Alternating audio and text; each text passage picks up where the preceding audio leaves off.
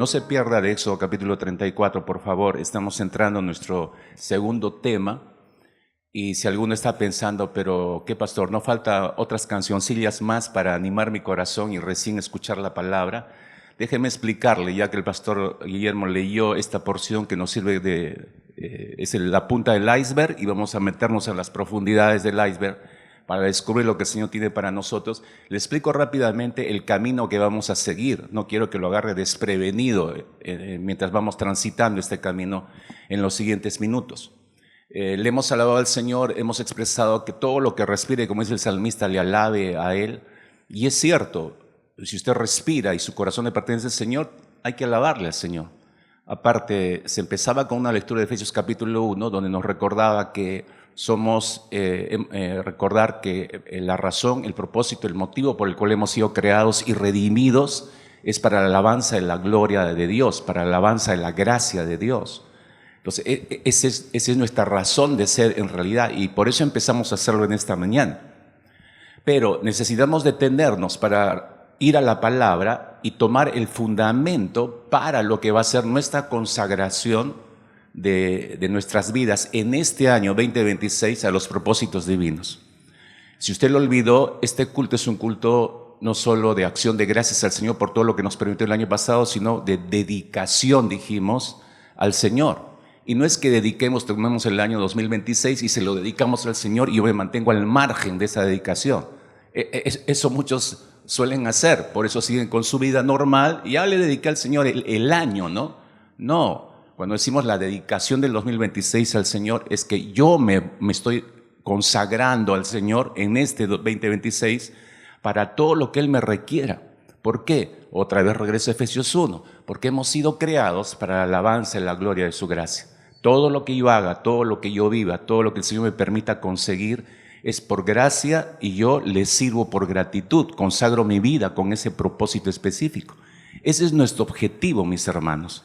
Y haciendo esto vamos aprendiendo a conocer y a amar y adorar al Señor cada vez mejor. Esa es nuestra meta en este año, recuérdelo, no lo vaya a olvidar. Entonces, para consagrarnos al Señor, y hay 4 cosas específicas, le adelanto, parto desde la conclusión. Hay 4 cosas específicas a las cuales nos vamos a consagrar nosotros. Pero no nos consagraríamos si no entendiésemos esas razones. Entonces, ese es el propósito por el cual ahora encaja la palabra, porque necesitamos el fundamento bíblico para hacer lo que vamos a hacer minutos más adelante. Es decir, consagrarnos a esas 4 cosas específicas a las cuales el Señor nos llama que nos consagremos en este año. Pero tengo que entender primeramente la palabra para recién consagrar mi vida a esos 4 propósitos. Dios no obliga a nadie, por supuesto, ¿no? Usted entiende la palabra y aquel que es del Señor le va a obedecer inmediatamente. Eso es amarle al Señor. Si me amáis, guardad mis mandamientos, dijo Jesús.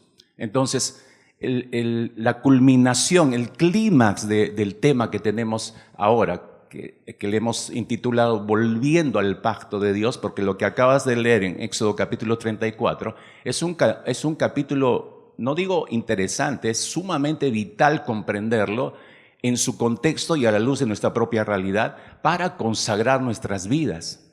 Algo sí estropeado en la relación entre nosotros y el Señor, eso es quebrar el pacto de Dios. No es que yo voy a hacer un pacto con Dios. No, hermanos, no nos equivoquemos. Esa no es ni la expresión ni el orden correcto. Dios tiene un pacto y me da el privilegio de hacerme partícipe de ese pacto. Porque si yo hiciese un pacto con Dios, habrían acuerdos que yo tendría que tomar con el Señor. Yo me comprometo a hacer algo y yo espero recibir algo de parte del Señor. Eso es algo interesado. Eso es clásico en las alianzas, en los contratos, en los acuerdos comunes, en los pactos muy humanos. Ese no es el concepto de pacto en la Escritura, usted va a descubrir. Entonces necesitamos entender por qué volver al pacto. Usted podrá decir, no, pero si yo todos los días oro, leo la palabra, vengo a la iglesia, estoy bien con el Señor. Quizás esa sea su impresión de relación con Dios, porque no ha dejado de creer en Dios. La mayoría de gente piensa que está bien con Dios, pero no es lo que nos muestra la Escritura. Entonces, necesitamos el fundamento bíblico para tomar la decisión. Primero, darnos cuenta qué se ha quebrado en mi relación con el Señor.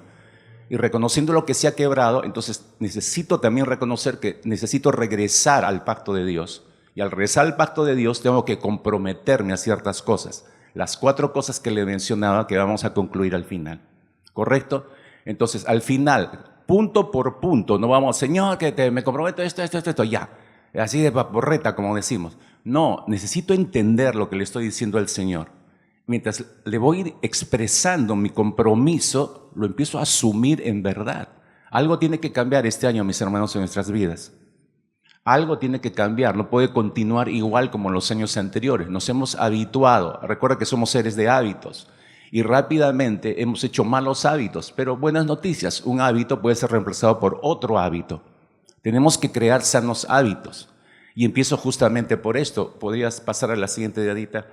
Gracias. Regreso donde lo dejamos la semana pasada, la escalera. Espero que te acuerdes de esta escalera. La semana pasada te dije, ¿te ubicas? ¿Dónde estás? Hablamos de amar al Señor, ni siquiera he llegado a la escalera de amarlo. Apenas le habré recibido y me habré bautizado quizás, pero no he llegado a amarlo, menos a disfrutarlo si empiezo a retroceder, porque no lo conozco. Disfrutas lo que conoces en realidad. Disfrutar es saborear al Señor, saborearlo a Él y a su palabra. Por eso el salmista en el Salmo 119 dice que su palabra es más dulce que la miel, es como si la estuviese probando. Y no se entiende muchas veces eso cuando no es la experiencia propia. Entonces, según la escalera, para llegar a amar y adorar al Señor hay que restablecer la comunicación perdida con la persona que decimos querer conocer y queremos amar. Se tiene que restablecer la comunicación. Decía yo, en alguna medida se ha quebrado la comunicación con el Señor. Algunos o muchos, diría yo, han cortado la comunicación con el Señor o se ha vuelto, esa comunicación se ha vuelto intermitente. Cuando me acuerdo, cuando tengo una necesidad o cuando estoy en una aflicción, recién hablo con Dios. Para otros ha dejado de ser vital para sus vidas. No es un accesorio, la oración no es un accesorio del creyente, es la vida para nosotros. Dependemos de esa conversación permanente con el Señor. Pero ¿cómo me voy a interesar si no lo estoy disfrutando al Señor? Tú te sientas con alguien que aprecias y amas y disfrutas de la conversación y no quieres que se acabe el tiempo. Igual es con el Señor. Pero cuando no conozco a la persona, tú, hola, ¿qué tal? El Señor te bendiga, mi hermano. No quiero seguir hablando, no tengo tema, no tengo nada que decir a esa persona. Pero cuando estimo mucho a esa persona, no solamente quiero hablar, vamos a comer, nos sentamos, un café, y que pasen las horas, no importa, pero es un deleite conversar con la persona. Esa debe ser nuestra meta este año, pero muchos han perdido ese atractivo, o quizás nunca lo han experimentado. Lo más probable es que nunca han llegado, no han llegado al escalón de disfrutar al Señor. Por eso no le aman al Señor. ¿Cómo crees tú que eso le hace sentir a Dios? Por favor, piensa, hermano. ¿Cómo crees que eso le hace sentir a Dios? Para que tengas una idea más cercana a esto aproximada, yo decía torpe el ejemplo, pero que nos puede ayudar a entender en nuestro lenguaje humano. Es como cuando un cónyuge se ha casado con su pareja, ha entrado en el pacto matrimonial. Y estando en el pacto matrimonial y dando sus promesas y recibiendo las promesas de su cónyuge, pero pasa el tiempo, pero un buen día este cónyuge se hastía, se aburre y conoce a otra persona y se va del hogar. Quiebra su pacto matrimonial. ¿Cómo se siente el otro cónyuge? Si usted ha pasado por esa experiencia, usted puede entender algo del sentir de Dios. Cuando yo hacía la pregunta, ¿qué cree que Dios siente cuando no lo amas, no lo disfrutas? Tú estás por otra escalera. Ni siquiera voy a decir por otra escalera. De los escalones estás hacia abajo. Y disfrutas más el lodo, y disfrutas más el barro, y disfrutas más los deleites de esta vida, y disfrutas más el pecado, porque estás hacia abajo. ¿Cómo crees que Dios se siente respecto a esto, no? Y abandonamos al Señor y nos vamos a convivir con aquello a lo cual le hemos dado el primer lugar en nuestros corazones. Regreso otra vez a la pregunta, ¿cómo crees que hace sentir eso al Señor? Algo similar le ocurrió a la nación de Israel en su relación con Dios. Déjame ponerte en contexto para que entiendas esto que estoy diciendo. Y bien podríamos intitular esta historia entre Dios y la nación de Israel. Podríamos colocarle un gran título, y el gran título sería Historia de un pacto quebrado. Historia de un pacto quebrado. Déjame ponerte en contexto rápidamente porque necesitamos desembocar, recuerda, es necesaria la historia para entender los principios y luego desembocar estas 4 decisiones que tenemos que tomar. Te hago un recuento rápido porque el tiempo no nos los permite más. Si retrocedes en tu Biblia a Éxodo capítulo 3, vamos casi al inicio del libro, Éxodo capítulo 3, versículo 7, si te fijas específicamente, el versículo 7 es el momento en que Dios le revela a Moisés lo siguiente. Le dice: bien he visto la aflicción de mi pueblo que está en Egipto, he oído su clamor a causa de sus exactores, pues he conocido sus angustias. Es Dios compadeciéndose después de 400 años de estar en Egipto esta nación. Pero no por culpa de Dios, por culpa de ellos, porque le dieron las espaldas y se fueron con sus amantes. Hablo de otros amores. Abandonaron su primer amor. Por su parte, Moisés, cuando escucha esto, recuerda, yo te dije la semana pasada que a través de Moisés vamos a ir aprendiendo cómo se puede llegar a conocer y amar a Dios. O sea, no pierdas de vista esto tampoco en ninguno de los mensajes. Entonces, por su parte, Moisés recibe esta revelación de parte del Señor, ve la preocupación del Señor por su pueblo, ¿no es cierto? Pero Moisés, que está empezando a conocer al Señor, Éxodo capítulo 3, como estamos, pero él ya va descubriendo inmediatamente en esas expresiones lo compasivo que es Dios, lo omnisciente que es Dios, lo omnipresente y todopoderoso que es Dios. Él ya va percatándose esos aspectos del carácter de Dios. Éxodo capítulo 7, damos un salto hasta el capítulo 7, versículo 11. Dios empieza a preservar desde ese capítulo 7, 8, 9, 10 y 11 hasta el capítulo 11 aproximadamente de Éxodo. Tú ves el desarrollo de las plagas, si bien recordarás. Algunos tienen sus Biblias marcadas progresivamente.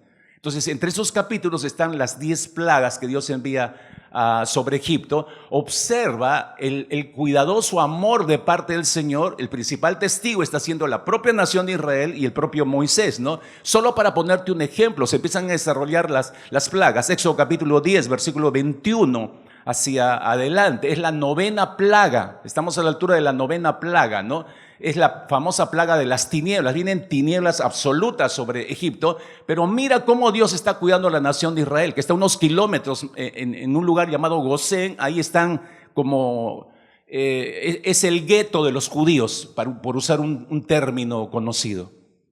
Fíjate que se desarrolla la plaga de las tinieblas, versículo 23 del capítulo 10 de Éxodo. Dice literalmente: mas todos los hijos de Israel tenían luz en sus habitaciones. ¿No te parece espectacular eso? Que todo lo que respire alaba al Señor. Despierta al muerto que tienes a tu lado, porque dije que todo lo que respire alaba al Señor. El cadáver, no entiende nada, ¿no? Fíjate, hay tinieblas y solo hay luz en la casa de ellos. No, es que Israel era puntual en sus pagos a Luz del Sur, ¿no? No tenía nada que ver con eso, hermanos, ¿no? Moisés, piensa ahora en Moisés. Moisés sigue conociendo a Dios a través de las plagas. Cuán poderoso es el Señor. ¿Cómo puede gobernar luz y tinieblas el Señor? Damos un salto hasta el capítulo 12 de Éxodo. Dios saca a Israel de la esclavitud de Egipto. Es el capítulo culminante de la libertad. Y Moisés va conociendo el brazo poderosísimo de Dios. Tan fuerte es Dios que es capaz de abrir un mar para que crucen en seco. Entonces Dios está dando a conocer a este pueblo. Lo que quiero decir, lo que quiero que te fijes es que Dios está dando a conocer a este pueblo por sus obras. No solamente te voy a sacar, te amo Israel, yo te voy a libertar y no hace nada. No, está viendo cosas efectivas, ¿no? El cuidado de Dios sobre su pueblo se sigue dando a través de milagros, portentos que el Señor va haciendo. El cruce del Mar Rojo, como me decía, es una tremenda demostración del poder de Dios. escúchame, todas estas experiencias que estoy resumiéndolas así rápidamente, deberían haber producido en la mente, deberían haber detonado en la mente y el corazón de los israelitas, no solamente gratitud hacia Dios, no solamente asombro hacia Dios, sino, wow, descubrir a un Dios tan fiel como Dios, no solo poderoso, sino un Dios tan fiel que cumple sus promesas, y eso debería haberlos apegado hacia el Señor. Fíjate, Éxodo capítulo 3, versículo 8, retrocedo un poco, cuando el Señor les dice: he descendido para librarlos de mano de los egipcios y sacarlos de aquella tierra a una tierra buena y ancha, y así lo hizo el Señor. Ellos están dando cuenta que Dios no es bla, bla, bla, lo que dice cumple, hace, ejecuta. ¿Y Moisés qué? Moisés está conociendo a este Dios. Moisés está teniendo un encuentro sobrenatural, no solamente va sintiendo más curiosidad, sino que va percibiendo. Algo está ocurriendo en el corazón de Moisés que se va pegando cada vez más a Dios. Dios se está volviendo cada vez más atractivo para Moisés. Da un salto hasta Éxodo capítulo 15, capítulo 16, capítulo 17. Israel recibe las provisiones de Dios en el desierto. Si bien recuerdas, se queja: no hay agua, que toma agua; que no hay churrasco, que toma codornices; que papitas fritas, también papitas fritas. Y todos los días te doy el desayuno. Dios puntual, todos los días el desayuno. Moisés está conociendo no solo paciencia de Dios, está conociendo la bondad de Dios, la gracia divina. Y cada vez Moisés se siente más atraído hacia Dios. Es curioso, el corazón de Moisés va tomando más apego a Dios, mientras el corazón de los de Israel se va apartando cada vez más de Dios. Y cada vez hay más quejas, más quejas, más quejas. Llegamos a Éxodo capítulo 19 y capítulo 20, llegan al monte Sinaí.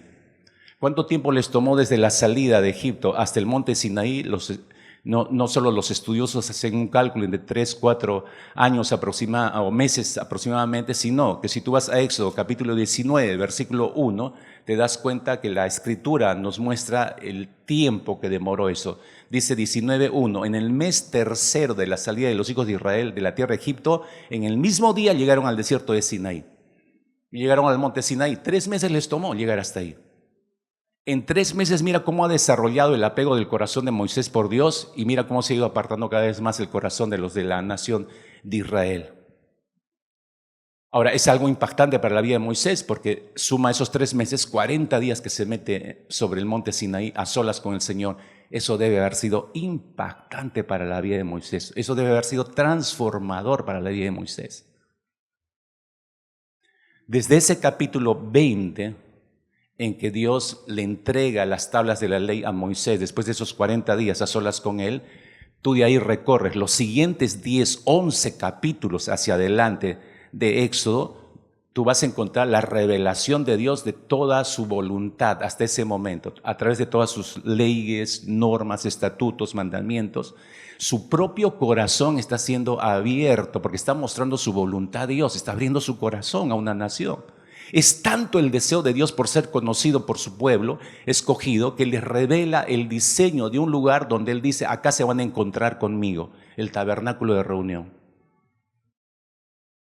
Es tal el deseo de Dios de que su pueblo lo conozca, de que se trate directamente con Él, que llegue a disfrutarlo, que llegue a amarlo, que llegue a obedecerlo, que llegue a adorarlo realmente.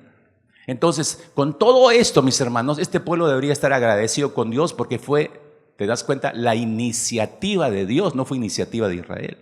Ni siquiera fue iniciativa de Moisés. Acuérdate cómo empezó Moisés. No, yo no, manda otro, que soy tartamudo. No, que yo estoy bien como anfitrión en la iglesia nada más. No fue la iniciativa de ellos, fue la iniciativa de Dios. Al revelarles sus leyes, está abriendo su corazón. Al hacerlos partícipes de su alianza cuando les da los 10 mandamientos, está mostrándoles su gracia, haciéndolos partícipes de un pacto con Dios. Sin embargo, el corazón de Israel no hay tal agradecimiento. No hubo el agradecimiento que Dios esperaba, y por eso violentaron el pacto a través de sus continuas desobediencias. Tempranamente nada más, Moisés está bajando con las tablas de la ley y abajo hay un tremendo concierto de rock, ¿no? Moisés no solo estaba conociendo el carácter de Dios, te das cuenta, sino que también está empezando a entender el carácter de toda una nación, su propio pueblo, el corazón de todas estas personas en referencia a Dios. Y como decía, mientras más Moisés se siente cautivado, cada vez Moisés empieza a conocer mejor a Dios, está en la escalera, cada vez está subiendo más rápido. Mira, 3 meses nada más. Tú ya llevas, ¿no es cierto? Algunos dicen, no, yo construí esta iglesia 40 años y sigues siendo la misma persona cuando te bautizaste. No ha cambiado nada en ti, de tu carácter en 40 años. ¿Te sientes orgulloso de eso?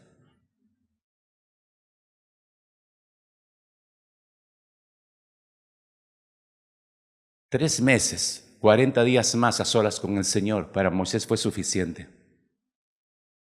Él está disfrutando de la presencia del Señor cada día más y más. El carácter de Moisés va cambiando al punto de empezar a sentir la misma indignación, dolor que siente Dios.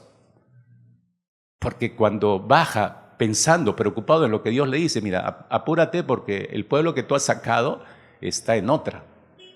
Él baja con esa preocupación y cuando llega y ve el cuadro, ¿cómo cree que está Moisés? Después de 40 días metido con Dios, casi todo lo que Dios siente le ha sido transferido a su corazón, ha sido transformado este hombre y siente la misma indignación que Dios podría sentir y arroja las tablas de la ley.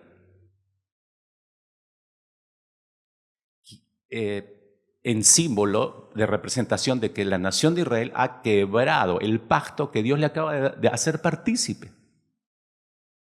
Entonces piensen esto, ¿qué cosa es un pacto? Tenemos que empezar a comprender esto. De la historia paso a ciertos principios bíblicos para que entiendas qué es esto y por qué tengo que regresar al pacto de Dios, porque eso puede sonar a muy Antiguo Testamento, muy viejo, muy antiguo, no tiene que ver nada conmigo. Yo que soy un joven pro, yo que soy un joven cibernético, pacto me suena eso, antigüedad. No, tiene que ver con todos nosotros ahora. ¿Qué cosa es un pacto? Leemos sobre muchos pactos en la historia bíblica. Existe, por ejemplo, el pacto que hizo Dios con Adán y Eva y el que usualmente llamamos el pacto adámico. Pero también encontramos el pacto que Dios hizo con Noé, bien recordarás que llamamos el pacto noético. Pero también encontramos el pacto que hizo con Abraham, el que se conoce como el pacto abrámico, ¿no? Génesis capítulo 17, versículo 4. Este punto es importante en el pacto con Abraham. Este es el pacto abrámico, ¿no? He aquí mi pacto, le dijo Dios a Abraham. Se revela a Abraham y le dice, he aquí mi pacto es contigo. Y serás padre de muchedumbre de gentes. Y agrega en el versículo 6, y te multiplicaré, le dice a Abraham, en gran manera, y haré naciones de ti, y reyes saldrán de ti. Ese pacto que está haciendo, al cual está haciendo partícipe Dios a Moisés, le está diciendo que va a ser tan tremendo que de él van a descender naciones. Es por eso que Dios extiende luego de Abraham, renueva, ratifica ese pacto con Isaac, con Jacob. Porque Dios es fiel en lo que promete. A pesar que estos hombres eran imperfectos, que pecaron, que fueron contra Dios, pero Dios es fiel en lo que prometió. Pero por lo general, cuando nosotros pensamos en el antiguo pacto, pensamos principalmente, porque hay un antiguo pacto y hay un nuevo pacto en el Nuevo Testamento. Cuando pensamos en el antiguo pacto, no recordamos estos pactos que he mencionado. El más conocido para nosotros es el pacto que Dios le hizo partícipe a Israel sobre el monte Sinaí, y ese generalmente se llama el pacto mosaico o pacto sinaítico, que es el momento en que Dios le entrega en una tabla los 10 mandamientos a Moisés. ¿Por qué se le llama sinaítico? Porque fue en el monte Sinaí donde fue entregada la ley a Moisés. Ahora, ¿pero qué es un pacto? Lee con cuidado, es la forma más sencilla de describírtelo. Básicamente, un pacto es un acuerdo entre dos o más partes y ese acuerdo se basa sobre todo y principalmente en una promesa. Se basa sobre todo y principalmente en una promesa. Y eso es lo que notamos en el texto cuando el autor a los Hebreos trata sobre el pacto, se le revela al autor de los Hebreos, capítulo 8 de Hebreos, versículo 6, es lo que encontramos aquí, que dice, pero ahora tanto mejor ministerio es el suyo. Está hablando de Cristo Jesús como el sumo sacerdote, el que encabeza el nuevo pacto. Entonces de él dice, ahora tanto mejor ministerio es el suyo, cuanto es mediador de un mejor pacto. Y lo llama mediador de un mejor pacto porque el primer pacto, el mosaico, el de la ley, el mediador, ¿quién era? Moisés. Entonces no se puede comparar a Moisés con Cristo. Él es el sumo sacerdote, Cristo. Está fuera de serie, Cristo. Entonces por eso dice el mediador de un mejor pacto establecido sobre mejores promesas. El nuevo pacto que está basado en la persona de Cristo como mediador principal es muchísimo mejor, está diciendo, que el pacto mosaico. ¿Por qué? Porque tiene mejores promesas, dice el texto. Y esas promesas están contenidas ya no en tablas de piedra, están contenidas en la persona de Cristo Jesús. Ahora, tienes a Cristo Jesús, tienes todas las promesas del Señor. Todo el que respire alabe al Señor. Algunos cadáveres, ¿no? ¿Qué? Sí. Los huesos empiezan a recuperar carne, músculo, ¿no? Recién. Ahora vemos promesas de pacto que existen fuera de la Biblia. Por supuesto que sí, porque este término no es exclusivo de las Escrituras. Porque prácticamente los acuerdos, los pactos existen en todas las arenas de la vida humana, en todas las experiencias de la vida humana. En lo político hay pactos, en lo comercial hay pactos, en lo laboral hay pactos, en lo educacional hay pactos, en lo ministerial, incluso en la iglesia, hay pactos. Y aún vemos que la misma estructura de los pactos se aplica en el pacto matrimonial. Es exactamente igual, porque se basa en el concepto del pacto divino, donde se hacen promesas entre dos personas y están selladas por votos sagrados y juramentos sagrados delante de la presencia de Dios. El primer testigo no son los que firman, es Dios. El que avala y el que confirma ese matrimonio no son los testigos, la familia o la iglesia, es Dios en un pacto matrimonial. Ahora, esto es muy importante, mis hermanos, entenderlo para nuestra comprensión del cristianismo bíblico, porque en el análisis final, este es el resumen, mis hermanos, lee con cuidado.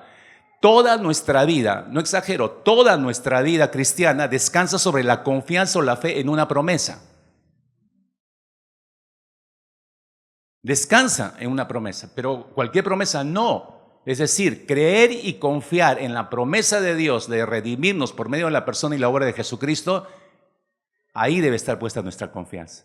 Y de hecho que tú la pusiste un día y por eso eres salvo, por eso eres salva, porque pusiste toda tu confianza en el Señor. Esto es tremendo, mis hermanos, porque en el Nuevo Testamento vemos que cuando Cristo viene por su iglesia, cuando regrese por segunda vez, Él desea presentar una iglesia pura y sin mancha. De hecho, que es interesante, mis hermanos, y esto es algo muy curioso, no sé si te has dado cuenta, cómo el apóstol Juan en su evangelio nos presenta a Cristo Jesús, lo presenta como la encarnación de la palabra. Es decir, Dios no solamente nos ha hablado, nos ha dado sus promesas de manera verbal a través de las Escrituras, sino que Él ha ido mucho más lejos. Esas promesas, esa palabra, la ha encarnado en su propio Hijo Jesucristo. Mira, esto es tremendo porque a Moisés, dije hace un instante, le dio su palabra el Señor, su voluntad, su palabra en tablas de piedra, las escribió. Pero hoy en día, por eso este pacto es mejor en el Nuevo Testamento, porque ya Dios no nos da la palabra su palabra sobre piedra escrita, sino a través de su propio Hijo. Encarna esa palabra y nos envía a la palabra encarnada. ¿No te parece eso tremendo? Entonces el pacto de Dios es el propio corazón de Dios. Voy a decírtelo de esta manera. El pacto de Dios es el propio corazón de Dios, es la mente de Dios, es donde se hallan los pensamientos de Dios que son más altos y más sublimes que los nuestros. Es donde se hallan sus promesas, las cuales Dios mismo se hace cargo de dárnosla a conocer y Él mismo las sostiene fielmente de acuerdo a su carácter. Por eso Dios es confiable, por eso su palabra es confiable, mis hermanos. ¿Cuántos se alegran de eso? O sea que podemos salir de Escritura, encuentro una promesa, no me la está haciendo el vecino de la vuelta, el bodeguero, mi amiga, la chismosa, no. Es el Señor mismo, es un Dios confiable en realidad. La Escritura dice, 1 Corintios capítulo 1, versículo 20, todas las promesas de Dios, todas son en Él sí y en Él amén, por medio de nosotros para la gloria de Dios. Todas las promesas del Señor son en Él sí, es decir, Él cumple lo que promete. El hombre puede fallar, jamás Dios. Ahora, escucha, la obediencia al pacto mosaico, a la ley que recibió Moisés en el monte Sinaí, que es el pacto que más conocemos en la historia, como les decía, ese pacto está basado en la ley de Dios, básicamente en los 10 mandamientos que Dios reveló. Esto es importante para Israel, ya que Dios lo hace partícipe, a toda una nación la hace partícipe de su voluntad, le revela su voluntad a través de los 10 mandamientos y Él se compromete, yo voy a ser su Dios, pero los condiciona. Yo voy a mantenerme como su Dios en tanto ustedes se sometan a mi ley y obedezcan a mi ley, a mis mandatos. Y usted conoce, jamás pudo hacer eso Israel. Nunca pudo cumplir a plenitud todos los mandatos del Señor, pero de eso dependía si esta nación iba a ser bendecida o maldecida. Si vas a Deuteronomio capítulo 28, te vas a dar cuenta de esto, que es 28, versículo 1, dice: acontecerá que si oye, los llevó a un par de montañas, la mitad del pueblo la puso en una montaña y la otra mitad la puso en el otro lado, en medio había un valle que sigue habiendo hasta el día de hoy entre esas dos montañas. Entonces, de este lado, todos los que estaban sobre esta montaña proclamaron las bendiciones de Dios. Pero empezaban así, dice el Señor, capítulo 28, verso 1, acontecerá que si oyereis atentamente la voz de Jehová tu Dios para guardar y poner por obra todos sus mandamientos que yo te prescribo hoy, también Jehová tu Dios te exaltará sobre todas las naciones. Y vendrán sobre ti todas estas bendiciones. Y empezaron a detallarse las bendiciones. Pero del otro lado de la montaña se recordaba, versículo 15, pero acontecerá, si no oyeres la voz de Jehová tu Dios, para procurar cumplir todos sus mandamientos y sus estatutos que yo te intimo hoy, que vendrán sobre ti todas estas maldiciones y te alcanzarán. Y larga todas las maldiciones a continuación. Tú puedes leerla en casa tranquilamente. Espero que temas cuando las leas. Entonces no me van a decir que Dios no fue claro. Fue específico y fue claro el Señor. Las bendiciones, si vas a recibir las bendiciones, dependía de tu obediencia a la ley, pero nunca pudieron. Y nadie hasta el día de hoy ha podido obedecer los 10 mandatos del Señor. Entonces, esta es la pregunta. ¿Por qué Dios los introduce a su pacto a toda una nación y les da sus mandamientos si Dios, que lo sabe todo, sabía que este pueblo nunca iba a poder obedecerle? Entonces, ¿para qué le dio? Es que es un Dios cruel. Se deleita en que sufran. Sufre peruano. Evidentemente no conoces a Dios, porque cuando no conoces a Dios entiendes los propósitos. Siempre va a haber propósitos de amor de parte de Dios. Y te doy la respuesta que no es tan complicada. Les da sus mandamientos para demostrarle, Él sabiendo que nunca iban a poder obedecerlos, se los da para que ellos sean conscientes de su naturaleza de pecado y que nunca van a poder alcanzar ese estándar en sus propias fuerzas. Hasta el día de hoy, ¿qué hacen los judíos? Los 10 mandamientos. La ley, y hay que respetar, y no hagas esto, y no hagas lo otro, y no hagas lo otro, y no hagas lo otro. ¿Pueden cumplir todo? No pueden. Pero no hay ni un judío ortodoxo, digamos, que diga, no, yo he cumplido toda la ley. Ninguno puede decir eso. De acción, de pensamiento, sentimiento, todos pecamos. Ese es el objetivo. Dios entrega su ley para que ellos sean conscientes que de la naturaleza de pecado, que nunca en sus propias fuerzas, ni en las nuestras, vamos a poder cumplir los mandamientos del Señor. Y encima, porque nosotros no nos consideramos tan malos, hermanos. Ninguno de nosotros nos consideramos tan perversos. Yo te dije, tú eres un perverso, eres un malvado. Dirías, pastor, está hablando de cualquier delincuente, pero yo no. Porque nos consideramos y nos vemos así, no nos vemos como Dios nos ve. Les da sus mandamientos para demostrarles que nunca podrían obedecerle correctamente a Dios, que nunca podrían, por eso, si no podían obedecer, no podían llegar a conocer a Dios y no podían llegar a amar a Dios correctamente en sus propias fuerzas. Tenemos que tener cuidado con esto, mis hermanos. No es porque te levantes más temprano, hagas tu devocional puntual, vengas a la iglesia todos los domingos, cargues la Biblia más grande o con letra más grande, qué sé yo. Todas esas obras podrían ser lo mismo que intentaron hacer los israelitas cuando recibieron los 10 mandamientos, de tratar de, en sus fuerzas, pero así no se conoce a Dios. Definitivamente, los mandamientos del pacto de Dios eran para que ellos se dieran cuenta que necesitaban a Dios, igual como tú y yo. Nos sentimos frustrados, yo no puedo, Señor, te necesito a ti. Y eso es lo que nos lleva a buscar a Dios y empezar a conocerlo, y podemos llegar a amarlo, obviamente. Los 10 mandamientos, escuche esto por favor, los 10 mandamientos le fueron dados para hacerlos conscientes que no es Dios el que está sentado en el trono al final del camino de su corazón. Lee esto con cuidado. Le da los mandamientos para que ellos descubran su propia naturaleza, para que se den cuenta que al final del camino de su corazón, Dios no es el que está reinando, no es Él el que está sentado en ese trono. Éxodo capítulo 32, versículo 1, regreso a este primer versículo que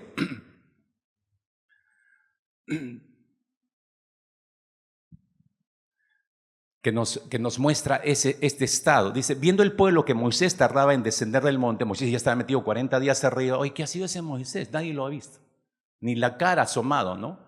Se acercaron entonces a Aarón y le dijeron, levántate, haznos dioses que vayan delante de nosotros, porque a este Moisés, al varón que nos sacó de la tierra de Egipto, no sabemos qué le haya ocurrido. No sé si estás captando lo dramático de lo que estamos leyendo. No sé si estás captando lo que está ocurriendo acá. Lo que quiero es que notes es lo siguiente: antes que construyan el becerro de oro, antes que lo construyan, mira lo que están diciendo. Antes que se construya ese becerro de oro, ya Israel estaba mostrando que tenía no a Dios sentado en el trono de sus corazones. Antes que se construyera el becerro. No tienes que ejecutar un pecado para mostrar que Cristo no es el que está reinando en tu corazón. Eso es lo que quiero decir, es lo que nos muestra la Escritura. Observa, y cuando observamos y entendemos esto nos debe llevar en asombro, mis hermanos, pero al mismo tiempo creo que nos debe inspirar temor. Déjame explicarte por qué nos debe inspirar temor, porque este pueblo, escúchame, este pueblo no es que no sabía nada acerca de Dios. No es que estaba en cero acerca del conocimiento de Dios. Este pueblo ya está 3 meses ahí en el Sinaí. ¿Qué es lo que ha visto hacia atrás? Yo te hice un recuento al inicio. Acuérdate de eso. Entonces, no es que no supiera nada de Dios. Lo ha visto hacer cosas portentosas, tremendas proezas, milagros. Lo ha visto con sus propios ojos. Vieron las plagas, vieron el mar abierto, etcétera. Volvería a recapitular todo esto. Pero a pesar de todo eso, ellos no toman la iniciativa. Dios es el que sale al encuentro de ellos. Ahora fíjate, en este texto que estamos leyendo, que los lleva al monte Sinaí, fíjate, Dios se manifiesta a ellos y dice que todo el monte Sinaí humeaba, porque Jehová había descendido sobre el fuego, y el humo subía como el humo de un horno, y todo el monte se estremecía en gran manera. Este pueblo conoció al Dios Todopoderoso. Entonces no estaba en cero en conocimiento al Señor. Entonces no debería ser eso, mis hermanos. No debería ser suficiente para confiar en Él. No debería ser suficiente todas esas cosas que ellos vieron para que ellos pudieran ser cautivados por Dios y llegar a amarle. Mire qué tanto nos parecemos a ese pueblo. Podemos ver cosas en nuestras propias vidas y no tomamos en consideración eso en el deseo de buscar más al Señor y conocerlo. Creo que la respuesta a esta pregunta la tenemos todos nosotros, porque nosotros reaccionamos exactamente de la misma manera ante la revelación, ante la obra de Dios sobre nuestras vidas. Si no, pregúntate nada más, te provoca que reflexiones y medites en esta mañana. ¿Cuántas veces Dios ha respondido a tus oraciones? No me vas a decir que eso no es sobrenatural. ¿Cuántas veces has sido sanado por pedirle a Dios específicamente que te sane? ¿Cuántas veces la milagrosa mano de Dios, sin que tú te enteraras, te ha librado y por eso sigues con vida acá sentado, sentada? Pero pudiste haber estado muerto en cualquier momento. ¿Cuándo fue la última vez que te has dado cuenta que Dios te perdonó? ¿Acaso eso no es sobrenatural, un milagro? Todas las veces que tú y yo le dimos las espaldas a Dios y nos fuimos detrás de otros amores, ¿cuántas veces Dios nos perdonó? ¿No te parece que eso es un gran milagro? ¿No debería ser todo eso suficiente para que vivamos una vida agradecida con el Señor? ¿No debería eso ser suficiente para buscar conocerlo y establecer como meta este año amarlo con toda nuestra mente, corazón y fuerzas? Sin embargo, mis hermanos, reaccionamos exactamente igual que esta nación, Israel, quebrando nuestra parte de responsabilidad en el pacto de Dios. Si eso no fuera cierto, entonces piensa, ¿por qué tantas veces tienes que pedirle perdón al Señor? Es continuo quebrar el pacto, es un continuo pisotear el pacto. Y hermanos, necesitamos comprender, esto me lleva a mi último punto, necesitamos comprender por qué hacemos esto. Necesitamos entender por qué continuamente estamos haciendo esto, por qué reaccionamos de esa manera. No deberíamos reaccionar y así, pero ¿por qué seguimos reaccionando así, de esta manera? Necesitamos entender las profundidades de nuestra mente, necesitamos ver realmente la perversidad y la maldad en lo profundo de nuestros corazones en esta mañana, y oro y ruego que el Espíritu Santo te esté mostrando eso y que no hagas el quite y no te escondas hasta tu autosuficiencia y orgullo y no quieras ver esto y creas que tú todo lo estás haciendo bien. Oro porque el Espíritu Santo nos pueda abrir y exponer ante Dios para poder darnos cuenta que necesitamos en esta mañana volver al pacto de Dios. Necesitamos volver al pacto de Dios. Entonces me lleva a mi segunda pregunta en esta mañana y último punto. ¿Por qué es que violentamos el pacto? Es decir, necesitamos entender esto. ¿Cómo me voy a comprometer estas 4 cosas si no entiendo? Hasta aquí creo que ya tienes una noción de lo que es el pacto, la importancia del pacto de Dios. Pero ¿por qué lo quebramos? ¿Por qué lo quebramos y lo quebramos y lo quebramos de continuo, no?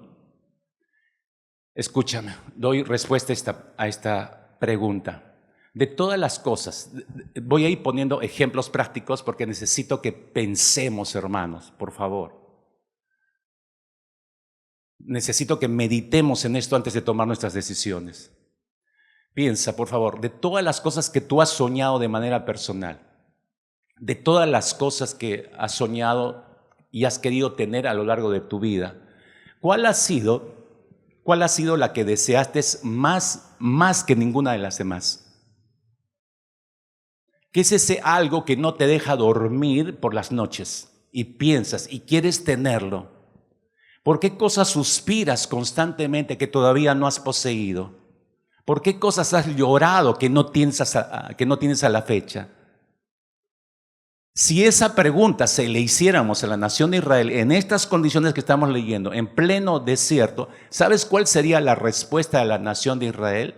No sería una respuesta súper espiritual de, yo añoro al Señor, yo oro por Dios, yo oro por el Señor. Quisiéramos leer eso, pero no leemos eso. Si le hiciéramos esta pregunta a la nación de Israel, ¿qué responderían ellos? Te lo muestro, Éxodo capítulo 16. Busca en tu Biblia, Éxodo capítulo 16, versículo 3. Y cuando llegues a ese versículo, es como si te miraras en esta mañana en el espejo. Si le hiciéramos esta pregunta a Israel, responderían, ojalá hubiéramos muerto por mano de Jehová en la tierra de Egipto, cuando nos sentábamos a las ollas de carne, cuando comíamos pan hasta saciarnos. Mira, ¿qué es lo que más añoran ellos? En un momento tan crítico, en pleno desierto, habiendo quebrado el pacto que se les hizo partícipes, ¿qué están añorando? ¿Recomponer ese pacto? ¿Relacionarse bien con el Señor? ¿Volver y pedirle perdón? No, están pensando en las ollas de carne cuando comían y cuando se saciaban. ¿No te parece eso? Yo no sé cómo adjetivarlo, hermanos.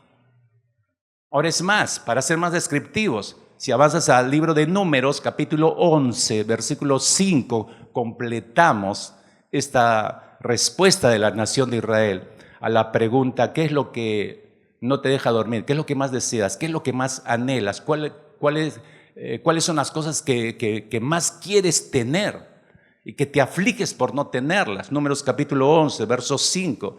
Ellos dijeron, nos acordamos del pescado que comíamos en Egipto de balde, de los pepinos, los melones, los puerros, las cebollas, los ajos. Ay, cómo me acuerdo cuando compraban la pizza en la reunión de Benjamín y todos nos banqueteábamos, y los jóvenes cuando traíamos todo su parte y todos comíamos. Ay, en matrimonio los tamalazos que traían. Oye, no es tiempo de pensar en eso. Hay cosas muchísimo más importantes y vitales que pensar ahora, en este tiempo. ¿Me están entendiendo, mis hermanos? Si le preguntáramos a Israel, responderían así. No lo estamos imaginando, lo estamos leyendo. Regreso a la pregunta dirigida a cada uno de nosotros. ¿Qué es lo que añora más tu corazón? ¿Qué es lo que estás deseando apasionadamente en este tiempo con todas las fuerzas de tu mente y de tu corazón? ¿Un novio? ¿Una novia? Porque ya te has dado cuenta que es difícil estar solo, ¿verdad? O sola. ¿Eso es lo que más anhelas en tu trabajo? ¿Anhelas un trabajo mejor? ¿Anhelas un ascenso quizás? ¿Deseas una casa propia con todas tus fuerzas? ¿Deseas tener un hijo, una hija? ¿Es el gran anhelo de tu alma? ¿Cuál ha sido tu deseo más profundo? Ahora, ¿te has preguntado en algún momento por qué Dios hasta el día de hoy no te ha permitido tener ese deseo, ese anhelo? ¿Por qué hasta el día de hoy no ha abierto puertas el Señor para que puedas poseerlo? Si lo piensas un momento, si meditas un momento ahí en tu corazón, hay muchas cosas que te darás cuenta que constantemente están seduciendo nuestras mentes y nuestros corazones, constantemente. Por ejemplo, el sexo, el dinero, el bienestar, las relaciones interpersonales, títulos, la aprobación de las demás personas, la búsqueda del significado para nuestras propias vidas, la búsqueda del éxito en nuestras vidas, el deseo de tener una pareja, el deseo de tener una propiedad. Todas estas cosas y muchas más que podría seguir nombrando, son todas ellas, hermanos, todas ellas son intrínsecamente son buenas. Intrínsecamente son cosas buenas.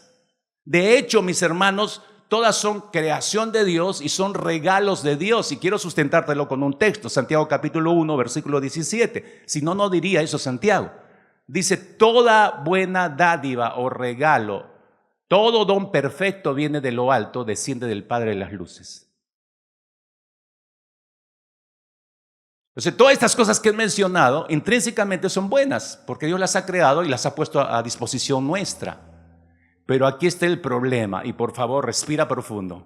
Primero, respira profundo, antes de leer lo que va a salir en la pantalla. ¿Ya? ¿Respiraste profundo? Entonces, ¿cuál es el problema, pastor? ¿Por qué hace tanto aspaviento, tanto lío? Déjame vivir mi vida.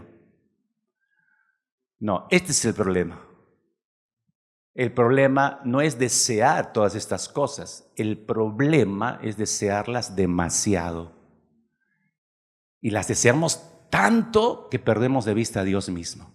Déjame llevarte a un pasaje interesante que me está haciendo reflexionar en la madrugada del Señor, Números capítulo 11, ya que estamos por ahí, Números capítulo 11, los primeros versículos.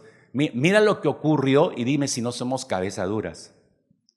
Aconteció, dice, que el pueblo se quejó a oídos de Jehová, otra vez con la queja al Señor, ¿no? Lo oyó Jehová y ardió su ira de Dios. O sea, ya estos no tienen remedio, ¿no? Ardió su ira y se encendió en ellos fuego de Jehová y consumió uno de los extremos del campamento. Fue algo real.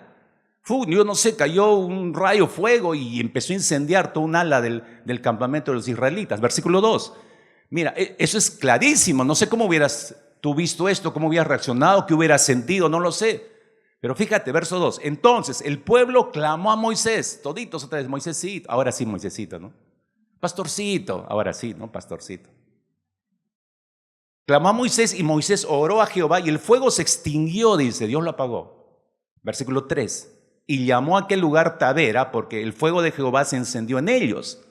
Ahora, escucha esto con cuidado, lee con cuidado, versículo 4. Y la gente extranjera que se mezcló con ellos tuvo un vivo deseo. Y los hijos de Israel también volvieron a llorar. ¿Por qué? ¿De emoción? ¿Porque el Señor escuchó sus oraciones? No. Volvieron a llorar y dijeron, ¿quién nos diera a comer carne? Otra vez el burro.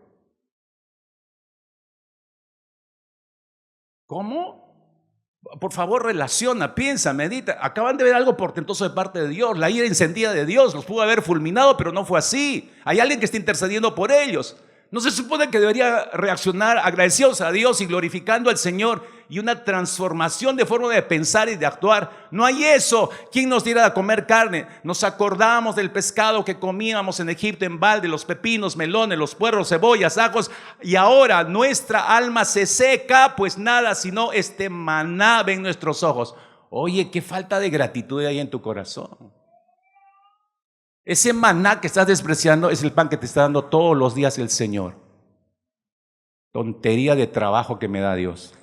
Yo debería ser médico reconocido, yo debería ser arquitecto, yo debería ser ingeniero. El sueldito que me paga, pues ese sueldo es la bendición de Dios. ¿Te das cuenta cómo rápidamente despreciamos las bendiciones del Señor? Date cuenta en el pasaje, no veían a Dios ni veían la mano de Dios. Esto es curioso y es interesante, piénsalo bien. Otra vez regreso al punto que mencionaba hace un instante. El problema, mis hermanos, no es el dinero. Te recuento así rápidamente. El problema, te repito, no es el dinero. El problema es amar desmedidamente el dinero. El problema, mis hermanos, no es el sexo. Es una bendición de parte del Señor. El problema es si deseo tanto tener sexo que estoy dispuesto a pecar para obtenerlo. No es problema el buscar el significado de existencia para nuestras vidas, pero el problema es si lo busco con tanta desesperación que me deprimo por no lograr lo que yo quiero conseguir. No es un problema en realidad el descanso, el reposo, no es un problema, mis hermanos. El problema es cuando mi pasión por disfrutar ese momento de descanso se va transformando en mi vida en una adicción personal y me lleva a ser negligente con mis responsabilidades familiares y frente a Dios. Es decir, voy a dormir más de largo. Oye, levántate a hacer tu devocional. Cuando se transforme en eso, ya todos mis valores se han trastocado. El problema, mis hermanos, tampoco es desear tener un novio o una novia. Ese no es el problema. El problema es que lo desees tanto que te sientes desorientado, desorientada, vacía, vacío, insatisfecho, incompleto, si no puedes conseguir a alguien. Si han llegado a ese punto, ya estás fuera, por la tangente te desvías. No sé si pueden verlo ahora, iglesia. Qué rápido podemos quebrar el pacto. Te repito, el problema no es amar algo o a alguien. El problema es cuando amo algo o a alguien demasiado, cuando lo transformo en lo que más amo en mi vida, ahí está el problema. Usando la terminología bíblica, cuando algo se convierte en tu primer amor, estás igual que la iglesia de Éfeso. Entonces sigue siendo ahí la pregunta, ¿qué se ha transformado en este tiempo en tu primer amor? ¿Qué es lo que te quita el sueño? ¿Qué es lo que más anhelas? ¿Qué es lo que está en primer lugar en tu mente? San Agustín de Hipona dijo lo siguiente, lo expresó de esta manera, me pareció genial esta expresión. El problema del corazón es que tengo mis deseos en desorden. Ese es el problema de todos nosotros. El problema del corazón es que tengo mis deseos en desorden. ¿Qué quiso decir Agustín con esto? Lo que quiso decir es que producto de que tenemos un corazón caído, partido y dividido, tenemos la inclinación a poner distintas cosas que amamos en un lugar que no les corresponde. Hay cosas buenas, mis hermanos, que deberían tener un peso menor, como que, por ejemplo, como las que hemos nombrado hace un instante. Posesiones, deseos, anhelos, son deseos de peso menor. Y hay otras que deberían tener un peso mayor, como por ejemplo, ¿cuáles? La búsqueda de Dios, el deseo de conocerlo, el de amarlo, el de adorarle.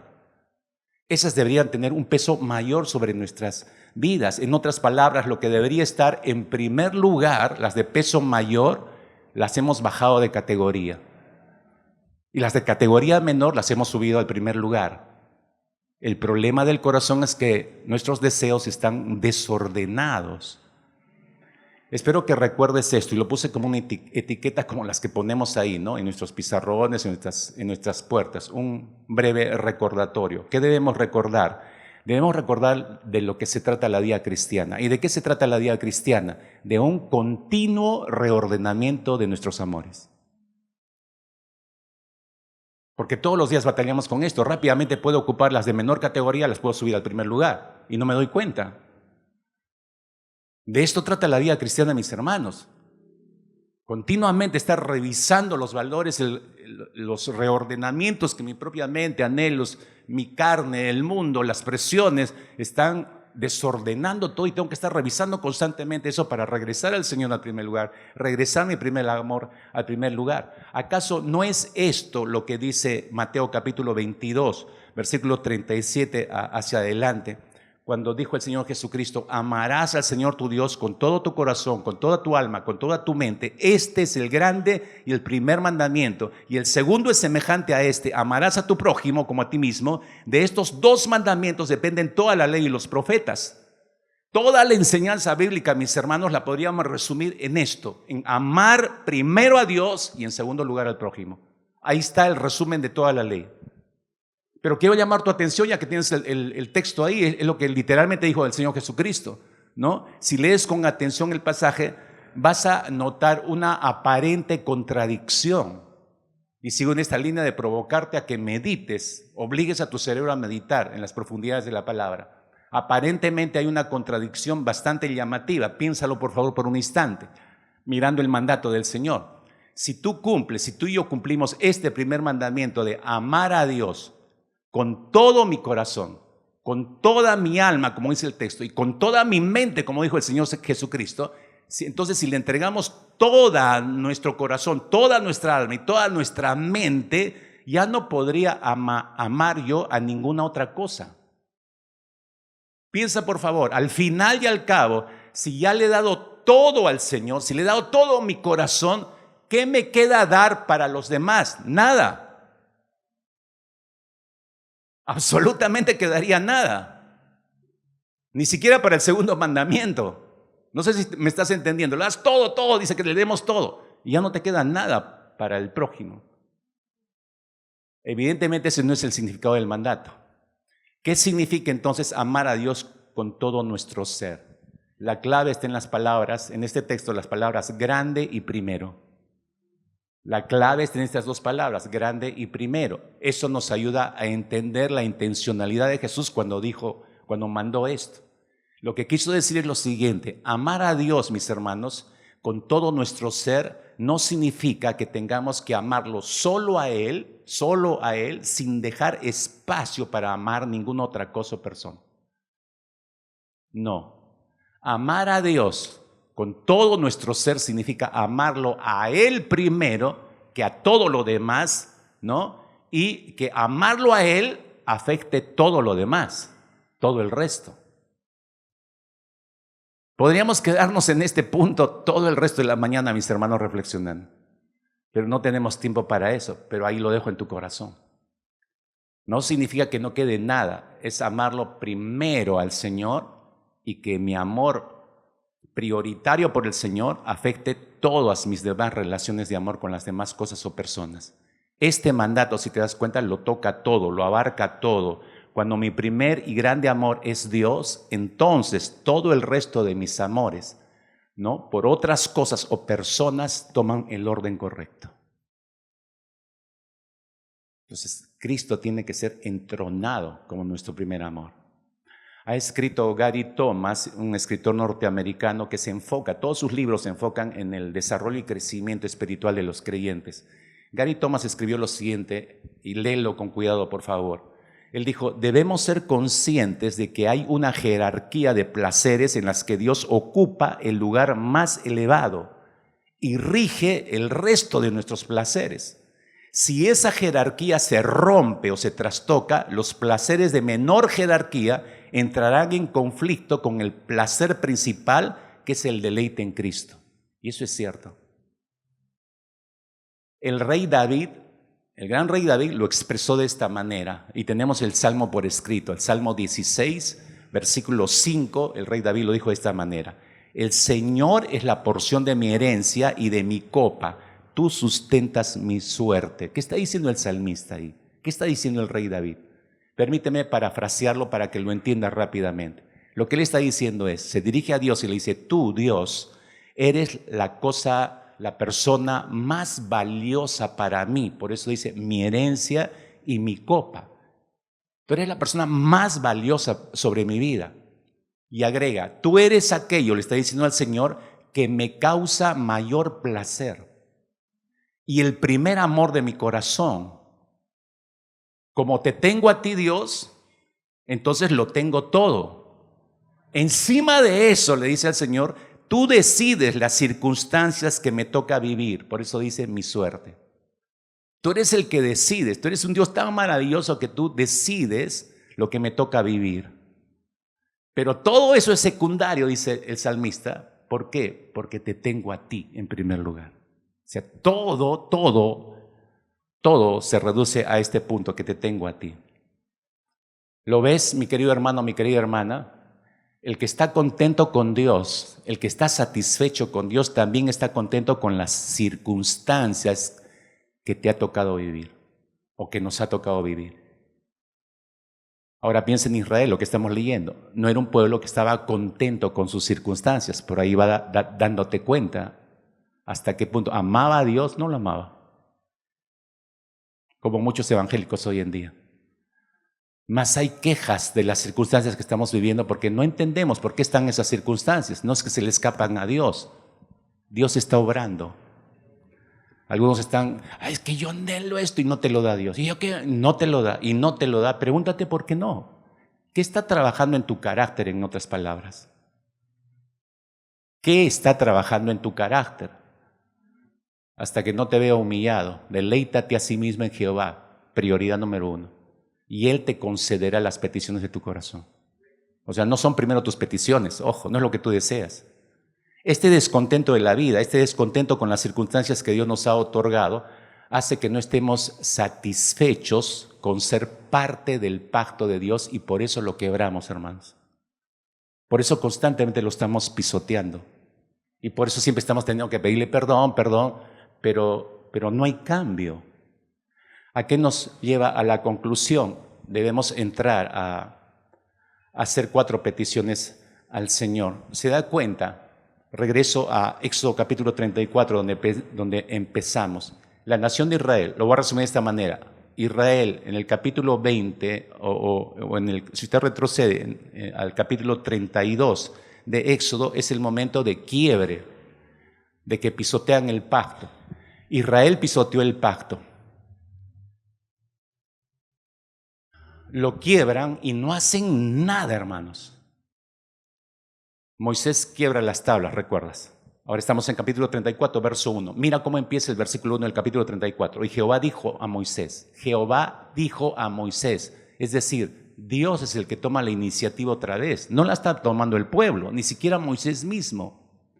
Es como si Dios dijera, ya que ustedes no toman la iniciativa, ya que tú no haces nada, ya que a ti no te preocupa tu bienestar, tu futuro, a mí sí me preocupa como tu creador. Entonces yo quiero lo mejor para ti, aunque tú no lo comprendas.